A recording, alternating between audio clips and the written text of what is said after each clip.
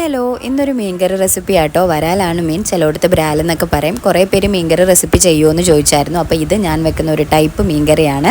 അപ്പോൾ ചട്ടി വെച്ച് എണ്ണ ഒഴിച്ച് കുറച്ച് ഉലുവ ഇട്ട് പൊട്ടിക്കുക. അത് കഴിഞ്ഞിട്ട് കറിവേപ്പില, കൂടെ സവോള, കുഞ്ഞുള്ളി ആഡ് ചെയ്യേണ്ടവർക്ക് അത് ആഡ് ചെയ്യാം. പിന്നെ ഇഞ്ചി, വെളുത്തുള്ളി, ഉപ്പ് ഇത്ര ഇട്ട് നല്ലോണം ഒന്ന് വഴറ്റിയിട്ട് അതിനകത്തേക്ക് തക്കാളി, പിന്നെ കൂടെ കുടംപുളിയും കൂടെ ചേർത്ത് നല്ലോണം ആ എണ്ണയിലൊന്ന് മുരിയിച്ചെടുക്കണം.